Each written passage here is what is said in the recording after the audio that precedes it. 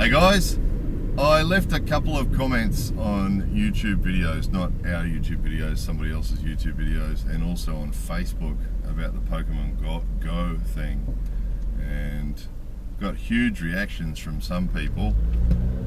Just wanted to clarify it, sort of expand on it a little bit. First of all, if people want to play Pokemon Go or do anything at all that they want to do that doesn't hurt other people, then good luck to them, you know, and that's all fine and that's all wonderful. And yeah, that's the way it should be. People can do whatever they want to do as long as it doesn't hurt anybody else, of course. Another thing I want to clarify is I've done the gaming thing. I was around 100 years ago when they developed Space Invaders, which is one of the first video games, wasn't it? It was on a console. You had to actually go somewhere to play that one, in a game center or in a shop or something. You'd find a Space Invaders machine, you'd sit down and feed money into it and play Space Invaders. And then they had home versions that you could have, and then later on we had Sega Mega Drive, Sega, and I used to play helicopter games and Sonic the Hedgehog. So I've done it, and then over the years there's been different things, flight simulators. I've had friends that are into flight simulators and all sorts of things like that.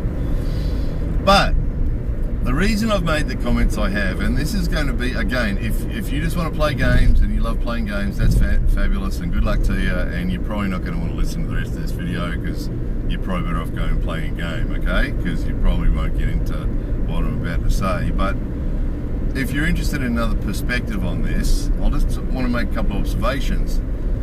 One is, those of you who are older, or really old like me, will know that as you get older, time flies past really fast. That 1 minute you're a teenager and you know everything and you're at school. And I remember at school, 1 year of school, each year of school used to seem to last forever, you know? And a lot of you will be either there now or you'll remember this, that, you know, oh, that year I had that teacher, and that year seems like it went on forever, you know? Time goes relatively slowly when you're younger, and then as you get older, it just flies by. You know, as you get older, you know, I've got a couple of things that I do every week. I go to one particular dojo once a week, you know, and it seems I'm always going there. It's like a week has just gone fum, and a month just goes fum, and a year just goes fum. You know, I'll put the snow tires on the car, next thing I'm taking them off, next thing I'm putting them back on again. And every time I do that, it's because, you know, another 6 months has passed, another year has passed, fum, fum, fum, fum. And you hear old people say this all the time, and it's because it's true. Life just flies past, right? And I've seen with my own life and with the lives of people around me, how people have spent their lives. And I know people who have just wasted their lives, who you know, suddenly they're 50 years old, they've done nothing, they've gone nowhere, they've just done nothing. They've just wasted their lives, you know, just doing pointless, useless shit. And they end up really sad old losers because they've got nothing that they've done with their lives, you know, just empty lives with sort of no meaning and no happiness. And usually they end up pretty sad people because they don't feel like they've done anything worthwhile. And I'm not talking about just money here, by the way. It's not all about money. It's just about doing things with your life, enjoying your life in a positive, productive way. And games, I mean, I remember the Sega Mega Drive, you know. I remember leaving home in the morning and, you know, playing in the morning and then pausing it, because you had to pause. The old games didn't have memory of where you're up to, so you had to pause whatever level you're at. You pause it, and I'd go off for the day and come back and walk in and take it off pause and start playing again, day in, day out, you know, when I was younger. And I remember doing that, you know. So I know how easy it is to do that, and I know how hours and days can just be burnt up playing those games, you know. And again, no harm done. If people want to do that, that's fine. But let's just have a look at the other alternatives, you know. I've got lots of friends who've achieved lots of things and have done lots of good things in their lives. And I've done a couple of things myself. And just, I'll give you a couple of examples. Just hope. The idea of this is just hoping to inspire somebody, whether it be a young person or an older person, somebody to listen to this and just go, yeah. And instead of spending hours and days staring at the smartphone, and that's why you guys will know I've talked about smartphones before, and to me, you know, excellent tool for communication and information, no doubt about it, an amazing, truly amazing thing. But 99% of the time that a lot of people spend on their smartphone is just burnt, isn't it? You know, I see them here on the train all the time, sitting playing games and just scrolling through Facebook, looking at what their friends had for lunch and stuff, just wasting the time instead of looking out the window at the real life, you know. So I'll just run a couple of things past you. A couple of examples that come to mind straight away. One of them was back in 1989. I was sort of interested in martial arts, never done anything. I'd done some judo when I was at school, but not really anything serious. And back in 1989, I was sort of in the security industry, so sort of some martial arts would be good for self-defense and also for health. You know, I was sort of keen to do something about my health. I was smoking cigarettes too much, and I needed to stop doing that. And I did something for health. And also, I had read and heard from different people that I knew about the benefits to your heart and your mind and your approach to life, you know, that the martial arts could bring. And so I was sort of interested in getting into something, you know, and just started doing it. I started with doing Aikido. That was about 2 or 3 days a week, you know, and just did it 2 or 3 days a week, you know, and you just do it. You just do it, and in your week, it's only a couple of hours 2 or 3 times. So it adds up to 6, 8, 10 hours a week, maybe. You know, some people do less, some people do 2 hours or 4 hours a week, and that's fine too. But what happens is when you chip away at stuff like this, slowly you end up, you know, with black belts and with, you know, shodan, knee dan, sun dan starts happening, and you know, and over the years I've always done that. I've always done some martial art. So what happens is, I'll try this. When I first came to Japan, I was doing Kyudo, you know, and you just go to Kyudo a bit, and suddenly you're an Idan, and then, you know, I found another Aikido dojo and did some Aikido, and suddenly they're handing a shodan and an Idan, and it's not about the piece of paper or about the saying what rank you are or anything like that. It's not the point I'm trying to make. The point I'm trying to make is that by spending your free time, and this was all just done in spare time, by spending your free time doing something productive and worthwhile, you can achieve amazing things, because the fact that time passes so fast can be a scary thing as you get older, you know. Shit, Jesus, you know, 10 years just passed. But the positive thing about it is that if you're doing something a little bit now and again, something productive, it adds up. You know, it adds up, and suddenly you've achieved something productive. You know, I started making a couple of videos in my spare time, and suddenly I've got videos on YouTube, and the total viewers is like 75 million views or something. You know, and you often hear from people often say, oh, you're lucky that you've got this, or you're lucky that you've done that. Well, no, not really. What it is using your time productively. And in that little bit of free time, you can achieve amazing things. In Australia, I was very busy working and didn't have a lot of free time, and I was also single at the time. So I was coming home at night, sort of a bit late after Aikido, after work and then the dojo, and then come home and had a bit of free time, and on the weekend had a little bit of free time as well. And sort of was falling into a bit of a trap of just watching TV, and you know, that's a killer for time as well. It just chews up time, doesn't it?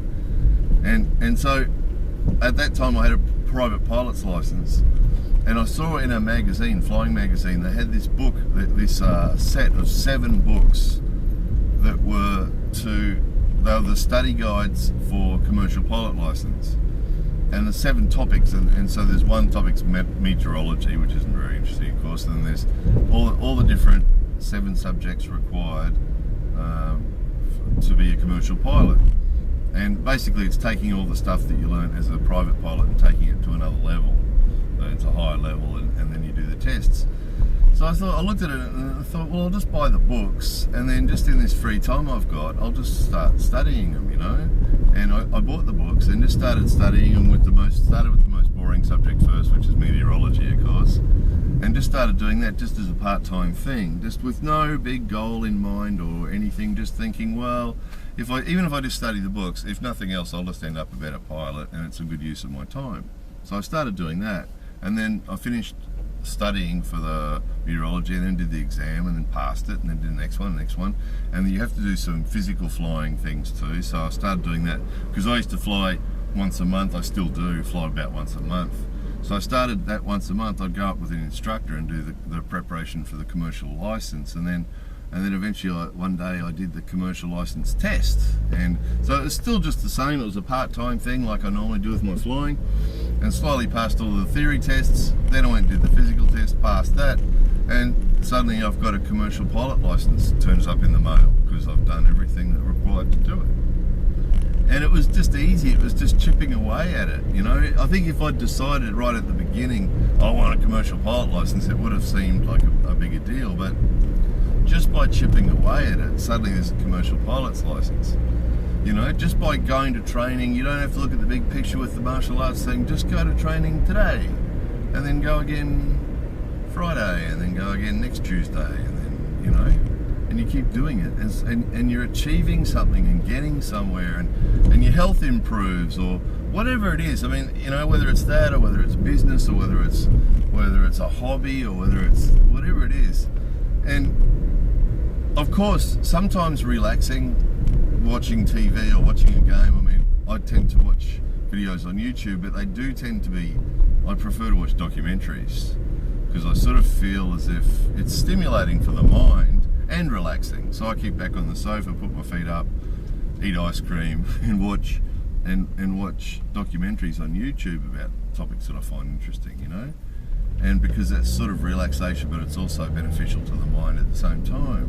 But having said that, look, I recognise totally that watching comedians is a good one. I like watching stand-up comedy, and that's a good one because that just makes you laugh. Now, there's something that's not intellectual at all necessarily. It's not necessarily a big productive thing. It's just purely recreation, purely relaxation, and a good laugh is really good for the heart. And that's all it's for, is just purely relaxation. And I get it, you know, just playing a game for an hour now and again, or watching some silly movie, or watching something on YouTube, or, you know, something like that. You know, I get it. We don't have to be productive all day, every day. Personally, I feel that I want to be. You know, if I'm awake, I want to be doing something worthwhile.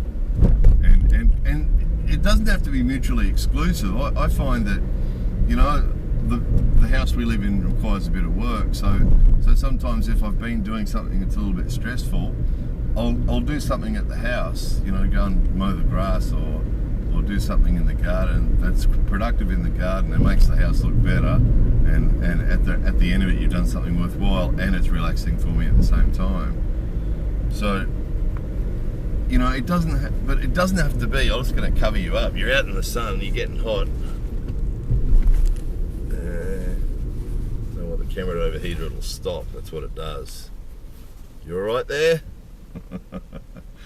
So, but I understand that we don't have to be productive 24 hours a day. There's a certain, you know, that's a bit neurotic, really, to feeling that you always have to be doing something productive. But the point is that a lot of these games are just traps, you know. And I made a couple of comments about Pokemon Go and about, you know, great, another excuse to stare at your mobile phone, and, you know, something that people that have given up on real life are going to spend their time doing. And I made a couple of digging comments like that. People misinterpret it. I mean, I just want to throw in one quick thing too.